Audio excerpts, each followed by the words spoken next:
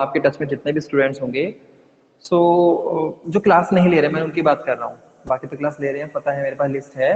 लेकिन जो अभी तक क्लास नहीं ले पाए तो उनको प्लीज़ आप बोलिए कि क्लास लें अपनी। क्योंकि मैं व्हाट्सएप पे देखो कुछ नहीं भेजता हूँ, बस जो हमारी सेशन रिकॉर्डिंग्स होती हैं वही मैं अपनी यूट्यूब पे डाल देता हूँ और वही मैं वहाँ पर भेज देता हूँ। सो उनको आप बोलिए कि अपनी क्लास लें, क्योंकि यहाँ पर अगर कोई क्वेरी होती है तो वो डायरेक्टली एकदम उसका क्लियरिफिकेशन हो जाता है। ठीक है, तो उनको प्लीज आप बोलिए। आपसे भी रिक्वेस्ट है कि आपके जब टच में, जरूर ऐसा नहीं है कि हर एक स्टूडेंट के टच में चार पांच करके स्टूडेंट्स होते हैं, तो आप उनको प्लीज बोलिए और कि वो आए अपना सेशन ज्वाइन करा करें क्लास को। और जो नहीं कर पाता, हो सकता है किसी के पास काम हो, तो वो बाद में रिकॉर्डिंग्स को देख सकता है। ठीक है, सो उनको आप बोलिए। चलो अब हम स्टार्ट कर लेते हैं अपना नेक्स्ट टॉपिक। अभी तक हमारा जो चल रहा था ट्रांसपोर्टेशन हमारा चल रहा था ना, ट्रांसपोर्टेशन। और what was the last topic? Please mention in chat what was the last topic that we were discussing about. What was the last topic?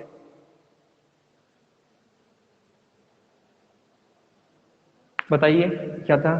Transportation तो था, लेकिन क्या था? एक्सक्रीशन। नो, एक्सक्रीशन तो अभी आएगा, हो सकता है आज के लेक्चर में भी ना हो। अभी तो काफ़ी चीज़ें ट्रांसपोर्टेशन में भी बची हैं। अभी ट्रांसपोर्टेशन इन प्लांट्स हमारा रह गया है, कैसे उनके अंदर होता है। तो थोड़ा बहुत अभी हमारा ह्यूमन बींग के अंदर भी था, क्योंकि वहाँ पर हमारे कुछ जैसे अभी तक हमने अपने अंदर देखा है एनिमल्स में कैसे होता है, ह्यूमन बींग्स में। उसके अलावा कुछ और भी है हमारे एनिमल्स, और उनके जो हार्ट चैम्बर हैं, जैसे फिशेज होती हैं, रेप्टाइल्स होते हैं, उनके अंदर कितनी चैम्बर होती है हार्ट में, जैसे हमारे 4 है तो उनके कितने होंगे। तो वो चीज़ें भी अभी थोड़ी हमारी रह गई हैं। तो पहले वो डिस्कस होगा आपका। हाँ, ब्लड पार्ट्स आपने प्रसिद्ध। ब्लड पार्ट्स मतलब you are talking about the cells, RBC, WBC, platelets.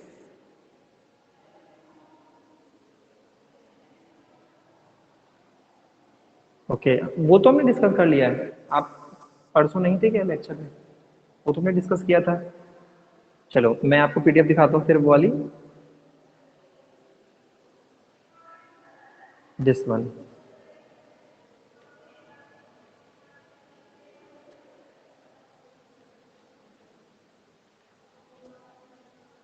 Transportation. Okay, ये हमारा डिस्कस हो गया है। ब्लड क्या होता है, आर्टरीज क्या है, वीन्स क्या है, ये हमारा आपको पता है। लेकिन एक बार मैं बता देता हूँ कि ये क्या है। देखो यहाँ पर आपको स्क्रीन तो दिख रही है। हाँ, लिम्फ भी हमारा हो गया था चानू। हाँ, कोई बात नहीं, थोड़ा सा भी आएगा लिम्फ के बारे में दोबारा से डिस्कस कर लेंगे। सो ब्लड हमारा क्लियर है, क्या क्या चीज हमने पढ़ी है। फिर हमारा आता है हमारे, क्योंकि हमने ब्लड वेसल्स हम भूल गए थे वहां पर पढ़ना। ब्लड वेसल्स होती हैं, ट्यूब्स होती हैं, जिनकी वजह से, जिनकी हेल्प से हमारा पूरी बॉडी में ब्लड सर्कुलेट कर रहा है। सो वो वीन्स हैं, वो आर्टरीज हैं। सो आर्टरीज क्या है? Carry pure blood from the heart to all parts of the body. देखो ये तो हमें पता है कि आर्टरीज पूरी बॉडी में एक ही काम करती है, और इनका काम होता है हमारा pure blood, pure in the sense कि O2 रिच ब्लड। ठीक है, O2 रिच ब्लड, ऑक्सीजन वाला जो ब्लड है, पूरी हार्ट से लेकर पूरी बॉडी में पहुंचाने का काम इनका होता है। ठीक है, they are thick walled and do not have walls. इनके पास ना तो वॉल्व होते हैं और ना ही ये, सॉरी, ये थिक वॉल होती है। थिक का मतलब आप समझते हैं कि मोटी जो लेयर होती है, जो इनकी वॉल्स होती हैं आर्टरीज की, ट्यूब्स की, वो थिक होती हैं, मोटी होती है। ठीक है, चौड़ी होती है। दूसरा हमारा है वीन्स। आर्टरी का हमेशा एक ही काम होता है, एक्सेप्शनल छोड़ के, पल्मोनरी आर्टरी को छोड़ के, बाकी सबका एक ही काम है पूरी बॉडी में। फिर आती है हमारी वीन्स, तो ये जस्ट बिल्कुल अपोजिट हैं आर्टरीज के। सो अब वो क्या है? Veins carry impure blood. Impure का मतलब deoxygenated blood from all parts of the body, यानी पूरी बॉडी के जितने भी पार्ट्स हैं वहां से लेकर टू हार्ट। हार्ट में वो लेकर आती है। ठीक है, चैम्बर आपको याद है, 2 चैम्बर हमारे ऑक्सीजनेटेड के लिए होते हैं और 2 चैम्बर हमारे हार्ट के किसके लिए होते हैं? डीऑक्सीजनेटेड के लिए। So they are thin walled and have walls. इनके पास क्या होते हैं? ये थिन वॉल्ड होती हैं। थिन वॉल का मतलब समझ रहे हैं आप, यानी कि कंपेयर टू आर्टरीज इनकी जो वॉल होती है वो थोड़ी बारीक होती है, थोड़ी पतली होती है लेयर। ठीक है, सो ये थिन होती है। अब यहाँ पर थोड़ा रीजन भी आ जाता है कि इनकी थिन क्यों है और उनकी आर्टरीज की थिक क्यों है। क्योंकि आर्टरीज के ऊपर ज्यादा प्रेशर डेवलप होता है, क्योंकि वो ऑक्सीजनेटेड ब्लड लेकर जाती है। याद रखिए, पेपर में अगर पूछा जाता है कि आर्टरीज की वॉल थिक होती है कंपेयर टू वीन्स, वीन्स की थिन होती है, क्यों? रीजन, क्योंकि पेपर में आया है ये क्वेश्चन। तो आपको रीजन दे देना है, क्योंकि आर्टरीज ऑक्सीजनेटेड यानी प्योर ब्लड लेकर जाती है, और क्योंकि प्योर ब्लड वाला जो रीजन है वहां पर हमारे हार्ट से प्रेशर ज्यादा डेवलप होता है, ठीक है, ज्यादा प्रेशर डेवलप होगा तो प्रेशर जो लगेगा वो सीधा वॉल्स पर रखता है आर्टरी के, तो इसलिए वहां पर जरूरत पड़ती है कि वॉल्स थोड़ी ज्यादा थिकर हों, तो इसलिए आर्टरीज की वॉल्स थिक होती हैं। फिर आती है कैपिलरीज, तो कैपिलरीज को मैंने आपको बताया था, I told you about capillaries कि ये मीडिएटर का काम करती हैं वीन्स एंड आर्टरीज के बीच का काम, है ना। तो कैपिलरीज डायरेक्टली जुड़ी हुई होती हैं टिश्यूज से, याद रखना कैपिलरीज डायरेक्टली जुड़ी होती हैं टिश्यूज से, और इन्हीं की हेल्प से वीन्स और आर्टरी यहाँ पर ट्रांसपोर्ट करवाती है गैसेस का, ठीक है। मान लीजिए कोई टिश्यू है, बॉडी का कोई भी टिश्यू आप ले लीजिए, जैसे हमने एल्वोलाई को याद है हमारा लंग्स में, तो एल्वोलस जो था एक जो छोटी ग्रिप लाइक स्ट्रक्चर थी, उससे हमारी जो कैपिलरीज उसके चारों तरफ चिपकी हुई होती हैं, और इन्हीं की वजह से वो एक्सचेंज होती थी गैसेस, ठीक है। यानी कि ऑक्सीजन आई एल्वोलस में गई, एल्वोलस से कैपिलरीज जुड़ी हुई है, कैपिलरी में फिर जाएगी वो एयर, देन वो चली जाएगी हमारी आर्टरीज में, ऐसे ही उधर से CO2 आ रही है तो वो भी इसी तरीके से ट्रांसपोर्ट होती है। तो कैपिलरीज जो होती है वो मीडिएटर का काम कर रही है। अब ये करती क्या है, these are very narrow blood vessels which connects arteries and veins together. देखो मैंने बताया आपको, जो वेन्स और आर्टरीज को कनेक्ट करती हैं, और ये सबसे बारीक होती है, अगर कंपेयर करें आर्टरी वेन से तो कैपिलरीज बहुत ही ज्यादा बारीक होती है, ठीक है, या नैरो होती है, जो कनेक्ट करती हैं आर्टरी वेन्स को एक दूसरे से। दूसरा, एक्सचेंज करती हैं food, water, oxygen, carbon dioxide etcetera, ये सारी चीजें वो एक्सचेंज करवाती हैं। ये तो आपको भी क्लियर है क्या कैसे कराती हैं, क्योंकि टिश्यू से जुड़ी होती हैं, टिश्यू सेल्स, टिश्यूज के अंदर सेल होते हैं, तो सेल, क्योंकि सेल को ही खाना पीना चाहिए, तो जो खाना लेंगे तो वो ये दे देती हैं आर्टरी से लेके, मान लीजिए ऑक्सीजन आई आर्टरीज के पास, तो इन्होंने टिश्यूज को दे दी, टिश्यूज ने फिर CO2 निकाले तो फिर कैपिलरीज को देगा टिश्यू, एंड देन वो वीन्स को दे देगा, और वीन्स हार्ट में लेकर आ जाएंगे। सो ये एक सिंपल पाथवे है, इस तरीके से पूरी बॉडी में चलता ही रहता है 24 hours. Clear. So between the blood and the cells takes place through the capillaries, यानी ब्लड के बीच का और सेल के बीच का जो रिलेशनशिप है वो सारा जो निभाने का काम है उसमें कैपिलरीज हेल्प करती है। किसकी हेल्प करती है, आर्टरीज की एंड वीन्स की। सो ये सिंपल से है कि कैसे हमारी ब्लड वेसल्स काम कर रही हैं। सो क्लियर है, it is clear to you,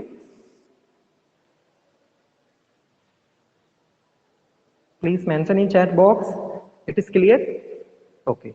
चलो अब आगे चलते हैं, नेक्स्ट है हमारा हार्ट, ये हमने क्लियर कर लिया है हार्ट का पूरा। दूसरा हमारा ये है working of the heart, circulatory system, जो कि हमने दूसरी वाली PDF में हमने डिस्कस किया था, वो भी हमारा क्लियर है कि कैसे कहाँ कहाँ हमारा ऑक्सीजन जाती थी, कहाँ कहाँ CO2। और ये है वर्किंग ऑफ द हार्ट, ये भी क्लियर है कि कैसे कैसे हमारी जो हमारा O2 है और जो हमारी CO2 है उसके लिए कैसे हार्ट हमारा काम करता है, लेकिन इसको एक बार दोबारा देखेंगे हम, ठीक है, क्योंकि यहाँ पर हमारी कार्डिक साइकिल भी आने वाली है जो मैंने आपको बताई थी डबल सर्कुलेशन के during. So when the left atrium relaxes, मतलब किस तरीके से, देखो हमें सिर्फ ये याद रखना है 4 चैम्बर है हमारे हार्ट में, 2 चैम्बर हमारे CO2 के लिए हैं, 2 चैम्बर हमारे O2 के लिए हैं। अब जब एयर यानी कि जब ब्लड आता है चैम्बर्स में तो क्या क्या काम होता होगा वहां पर, वो हमें सोचना है सारा। So when the left atrium relaxes, atrium की बात हो रही है, याद रखना लेफ्ट एट्रियम जो रिलैक्स करता है, so releases oxygenated blood from the lungs flow into through the pulmonary when.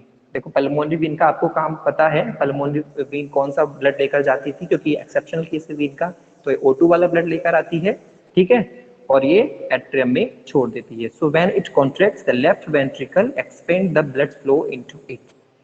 आपको जाहिर सी बात है जब हम बैलून को दबाते हैं तो वो कॉन्ट्रैक्ट होगा, कॉन्ट्रैक्ट यानी सिकुड़ जाएगा, और जब सिकुड़ेगा तो कोई भी चीज आगे को भागेगी।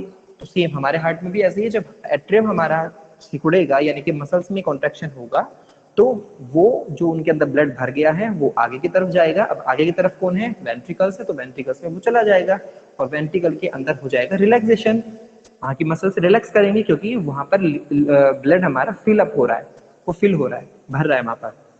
तो उस टाइम पर हमारे जो वेंट्रिकल्स हैं वो कॉन्ट्रैक्ट की जगह रिलैक्स करते हैं। अब क्या होगा, then the left ventricle contracts and the oxygenated blood is pumped out through the aorta. मैंने बताया था एओर्टा सबसे लार्जेस्ट आर्टरी होती है, जैसे मैंने प्लांट बनाया था कि मेन स्टेम उसकी ब्रांचेस हो गई आर्टरीज, जो मेन स्टेम है वो एओर्टा। सो एओर्टा के पास जाएगा। आपको पता है ये जो चैम्बर चल रही है लेफ्ट वाले, तो हमारा ब्लड वेंट्रिकल से जब बाहर निकलेगा तो एओर्टा लेके जाती है, और एओर्टा कहाँ लेके जाएगी? पूरी बॉडी की पार्ट्स में। ठीक है, सो हमारे जो वेंट्रिकल्स में कॉन्ट्रैक्शन स्टार्ट हो जाएगा, क्योंकि जब जैसे जैसे वेंट्रिकल में ब्लड भर गया था, अब वो भी कॉन्ट्रैक्ट करेंगे, क्योंकि वो तो मसल्स के बने हैं, मसल्स का काम ही होता है कॉन्ट्रैक्ट रिलैक्सेशन। तो ब्लड बाहर की तरफ को पंप आउट होगा, और बाहर कौन है ले जाने वाला? एओर्टा। तो अब पूरी बॉडी में चला गया है। So after circulating through all the parts of the body, अब क्या होगा? डीऑक्सीजनेटेड ब्लड वहां से निकलने वाला है। सो वो कहाँ जाएगा? Deoxygenated blood with the help of Veena कावा सुपीरियर एंड इंफीरियर, वो जाएगा हमारे राइट एट्रियम में। क्लियर है ये भी? So when the right atrium contracts, तो कहाँ हो जाएगा ब्लड इकट्ठा? वेंट्रिकल में जाएगा राइट वाले, फिर वो भी एक्सपेंड करेंगे, एक्सपेंड के बाद फिर वो कॉन्ट्रैक्ट करेंगे, एंड देन वो चला जाएगा हमारा लंग्स में, वो भी किसकी हेल्प से? एक्सेप्शनल केस ऑफ आर्टरी, यानी कि पल्मोनरी आर्टरी से। तो ये हो गया हमारा पाथवे, लंग्स तक हमने ब्लड को पहुंचा दिया है, वहीं से आया था वहीं पर चला गया। बस चेंज क्या है? O2 और CO2 वाला। In the lungs carbon dioxide is removed and the oxygen is absorbed. Clear है ये भी? ये होता है वहां पर काम। तो ये इस तरीके से प्रोसेस हमारी चलती रहती है। तो अब यहाँ से एक चीज पॉइंट निकल कर आता है, सिंस लास्ट पे 2 लाइनें हैं ये, blood flows through the heart twice in 1 cycle.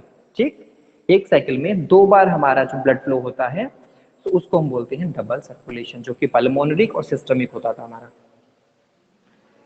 ठीक है, अब दूसरा है यहाँ पे लिम्फ है। लिम्फ को मैंने बता दिया था। लिम्फ क्या है? It is a colourless fluid present in intercellular spaces between tissue, भी आप बोल सकते हैं। टिश्यूज के बीच में जो जगह जगह खाली जगह होंगी, वहां पर ये लिक्विड कलरलेस फिल्ड अप होता है।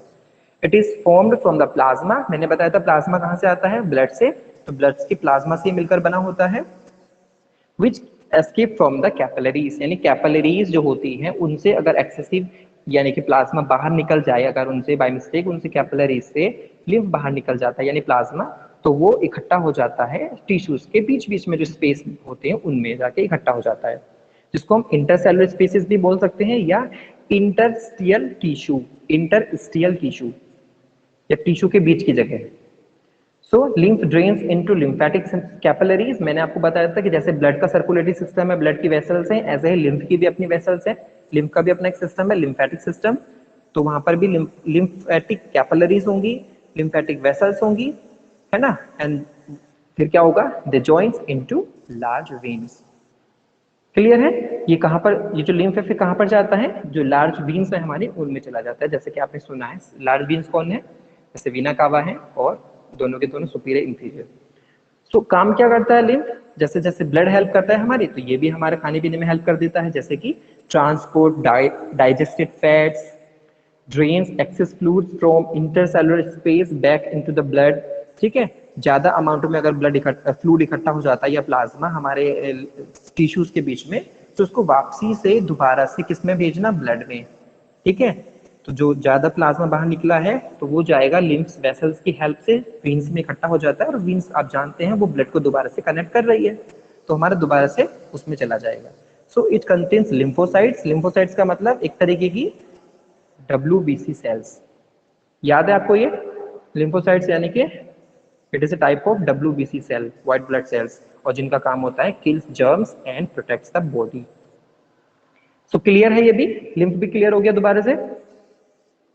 ओके, चलो नेक्स्ट है हमारा ये है हमारा। अब देखो, अभी तक हमने क्या देखा? हमारा जो हार्ट है उसमें कितने चैम्बर हैं, ये क्लियर हो चुका है हमारे लिए। लेकिन इसके साथ साथ कुछ लोअर ऑर्गेनिजम्स भी होते हैं। लोअर का मतलब जो हम तो मॉडिफाइड है, हम तो इवोल्यूट होकर आए हैं, मॉडर्न ऑर्गेनिज्म है, लेकिन हमसे नीचे भी कुछ लोग हैं, हमसे नीचे भी कुछ एनिमल्स हैं, तो वो लोअर में आ जाते हैं। So the heart in the mammals, mammals का तो पढ़ लिया है आपने, हम मैमल हैं, 4 चैम्बर हैं। अब दूसरे वाली पॉइंट की बात करते हैं, the heart in the amphibians and reptiles. Amphibians आप सब एग्जांपल के तौर पे, जैसे कि एम्फीबियन कौन है? फ्रॉग। ठीक, रेप्टाइल्स आप जानते हैं जैसे कि स्नेक होता है। ठीक है, सो क्रोकोडाइल है। तो ये इनके अंदर कितने चैम्बर होते हैं हार्ट में? So have 3। एम्फीबियंस में कितने हैं? Have 3 chambers and allows some mixing of oxygenated and deoxygenated blood because they do not use energy to maintain their body temperature।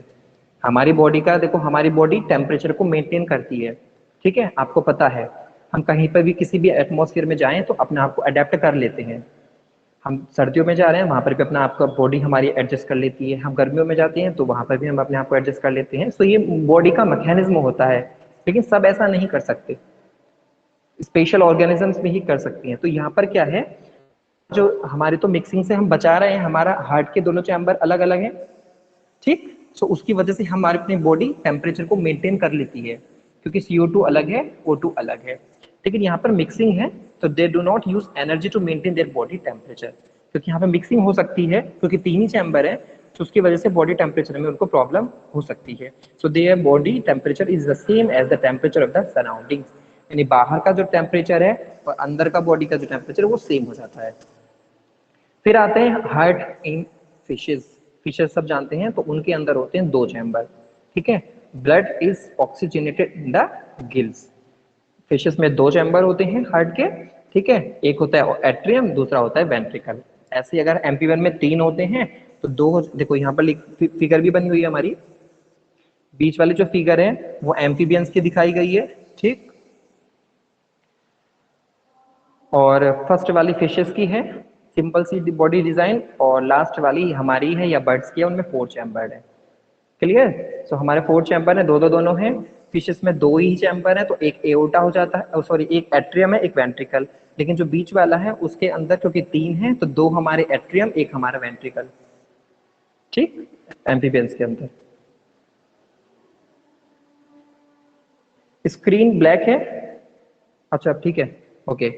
सो ये क्लियर हो गया है कि पेपर में अगर पूछा भी जाएगा ना 1 नंबर में, तो यही पूछा जाता है कि हार्ट 3 चैम्बर हार्ट किस में होता है, आप बता देंगे एम्फीबियंस, रेप्टाइल्स, ठीक। हालांकि यहाँ पर एक्सेप्शनल केस भी है, जो हमारा क्रोकोडाइल है, क्रोकोडाइल के 4 चैम्बर होते हैं, याद रखना, लेकिन वो रेप्टाइल है। क्रोकोडाइल रेप्टाइल होता है, उसकी बॉडी स्ट्रक्चर की वजह से हम उसको रेप्टाइल में रखते हैं, लेकिन उसके अंदर चैम्बर हमारे 4 हैं, क्योंकि एम्फीबियंस रेप्टाइल्स में हमने 3 चैम्बर पढ़े हैं, ठीक, लेकिन वो 4 चैम्बर वाला होता है। सो अनुष्का बोल रही हैं what is the meaning of warm blooded like birds. हम भी, बर्ड भी वार्म ब्लडेड है, हम भी वार्म ब्लडेड है, ठीक है। इसका मतलब यही है कि वो ऑर्गेनिजम्स जो अपने बॉडी के टेम्परेचर को बाहर के एटमॉस्फेयर को देख के चेंज कर लें, अपने आप को मेंटेन कर लें, अपने बॉडी के टेम्परेचर को, ठीक है, वो सो वो होते हैं वार्म ब्लडेड। इसका उल्टा कर देंगे तो वो हो जाएंगे कोल्ड ब्लडेड, जो अपने आप को बॉडी के टेम्परेचर को बाहर को देख के चेंज ना कर पाए, तो ऐसे केसेस में फिर उनको भागना पड़ता है वहां से, ठीक है। जैसे पोलर बियर है, वो हाइबरनेशन करता है, वो सो जाता है, ज्यादा सहन नहीं कर पाता वो ठंड। सो ये वार्म ब्लडेड और कोल्ड ब्लडेड ये है, जैसे बर्ड्स हैं, हम क्या हैं, वार्म ब्लडेड। सो ये भी क्लियर है। अब चलते हैं हमारा नेक्स्ट टॉपिक, क्योंकि अभी तक हमारा जो क्लियर हुआ है वो हुआ है ट्रांसपोर्टेशन इन एनिमल्स। अब ट्रांसपोर्टेशन आ जाता है हमारा इन प्लांट्स, ठीक है। सो प्लांट्स में भी देखो आपने डिस्कस किया है in previous class, in 9th class की, वहां पर ट्रांसपोर्टेशन का सिस्टम होता है प्लांट्स के अंदर, और वहां पर खाना पीना जो होता है, यानी कि जैसे कि वाटर होता है, मिनरल्स होते हैं, फूड होता है, उसका भी पूरी बॉडी के अंदर ट्रांसपोर्टेशन होता है, प्लांट में भी होता है, क्योंकि उनको भी खाना चाहिए, वो भी पानी चाहिए। सो वो भी वहां पर होता है।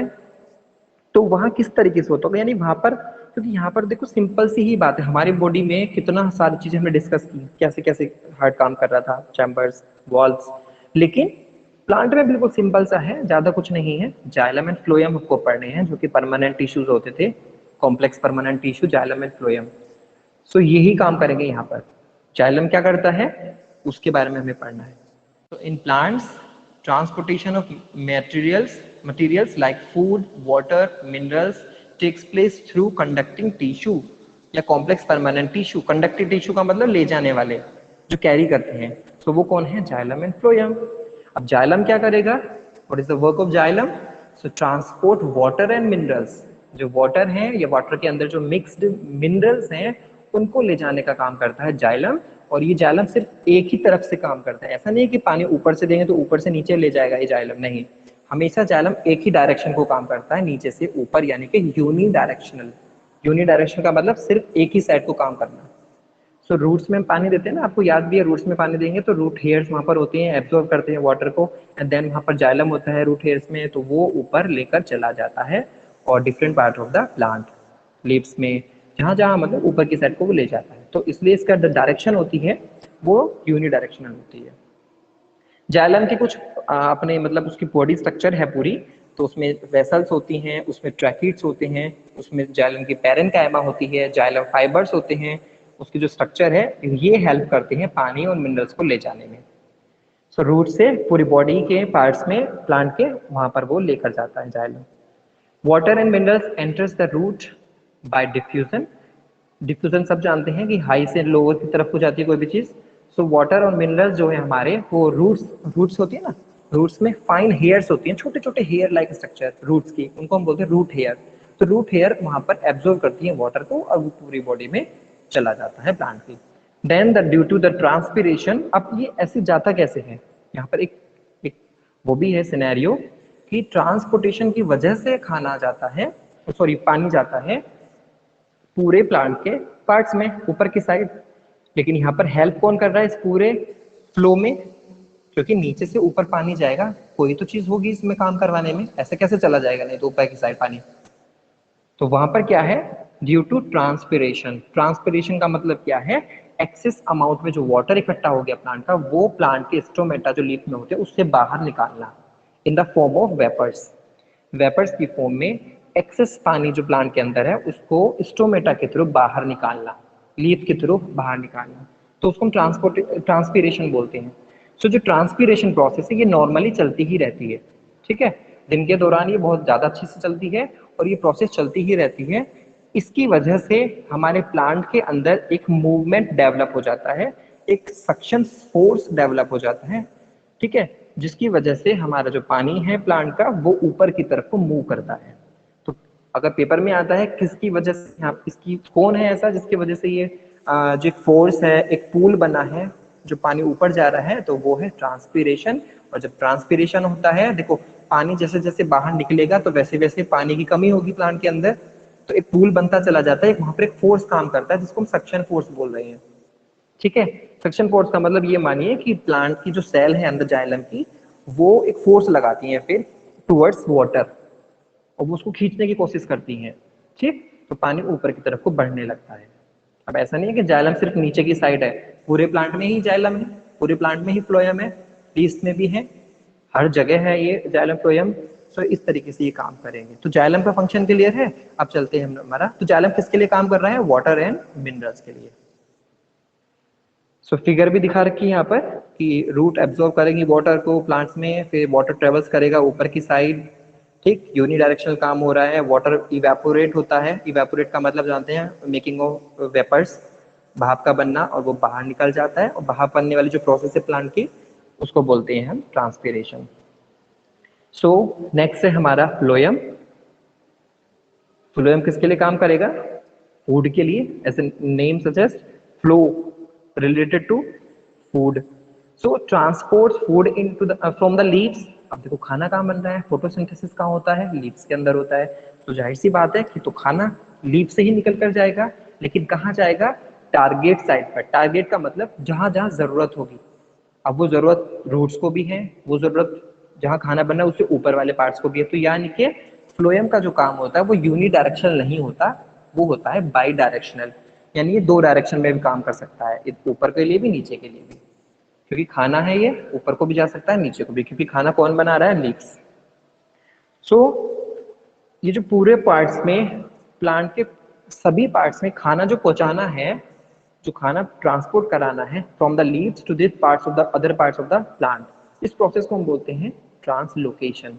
जैसे हमने पढ़ा था ना ट्रांसपोर्टेशन, एक पार्ट से दूसरे पार्ट पे खाना पीना पहुंचाना, ऐसे ही प्लांट्स में है, लेकिन प्लांट्स में थोड़ा सा डिफरेंट बोलते हैं इसको, खाना इधर उधर ले जाने की जो प्रोसेस है उसको हम बोलते हैं ट्रांसलोकेशन।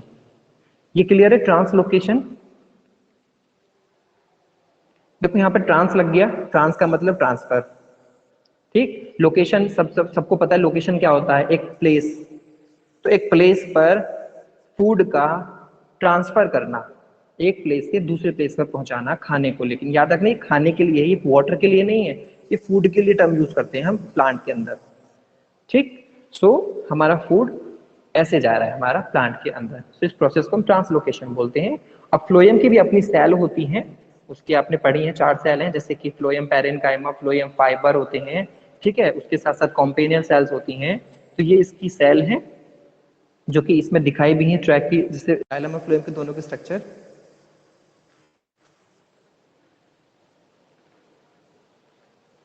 एक सेकंड लाइन पे ही रहना आप, सर की कॉल आ रही है।